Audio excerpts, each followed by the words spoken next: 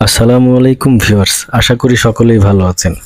আজকে আমি আপনাদেরকে এমন এক ব্যক্তি সম্পর্কে বলবো যিনি আমাদের মাঝের থেকে প্রায় হারিয়ে গিয়েছিলেন। হ্যাঁ, আপনারা সঠিক শুনেছেন। বর্তমান সময়ের অন্তর্বর্তী সরকারের প্রধান উপদেষ্টা ডক্টর মোহাম্মদ ইউনূস এর বিশেষ সহকারী হিসেবে নিয়োগ পেয়েছেন সাবেক মন্ত্রী পরিষদ সচিব আলী ইমাম মজুমদার। আজ সোমবার তাকে এই পদে নিয়োগ দেওয়া হয়েছে। এ বিষয়ে প্রজ্ঞাপন জারি করেছে মন্ত্রিপরিষদ বিভাগ। এতে বলা হয় যে অন্তর্বর্তী সরকারের প্রধান উপদেষ্টা আজ আলী ইমাম মজুমদারকে প্রধান উপদেষ্টার বিশেষ সহকারী হিসেবে নিয়োগ দিয়েছেন।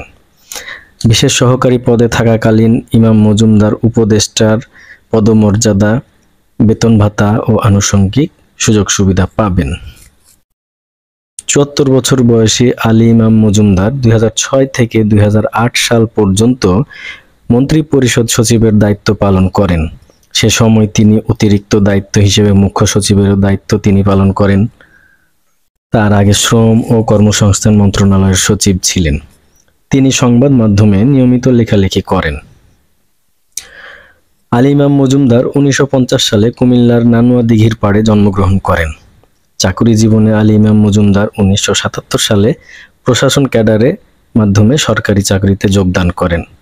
প্রশাসনের বিভিন্ন স্তরে সহকারী কমিশনার, উপজেলা নির্বাহী অফিসার, অতিরিক্ত জেলা ম্যাজিস্ট্রেট সহ উপজেলা ও জেলায় বিভিন্ন দায়িত্ব পালন করেন। পরিকল্পনা কমিশনের সদস্য, বিমান বাংলাদেশ এয়ারলাইন্স ও সোনালী ব্যাংক লিমিটেডের চেয়ারম্যান হিসেবেও তিনি দায়িত্ব পালন করেছেন। ট্রান্সপারেন্সি ইন্টারন্যাশনাল বাংলাদেশ অর্থাৎ টিআইবি ট্রাস্টি বোর্ডের সদস্য এবং জাপান ইন্টারন্যাশনাল কোঅপারেশন এজেন্সি অর্থাৎ জাইকা এর বিভিন্ন প্রকল্পের পরামর্শক হিসেবেও তিনি কাজ করেছেন।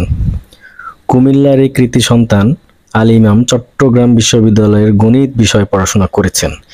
এ বিষয়ে তিনি স্নাতক ও স্নাতকোত্তর ডিগ্রি লাভ করেন। ভিডিওটি ভালো লেগে থাকলে অবশ্যই লাইক দিবেন এবং সাবস্ক্রাইব করবেন। ধন্যবাদ।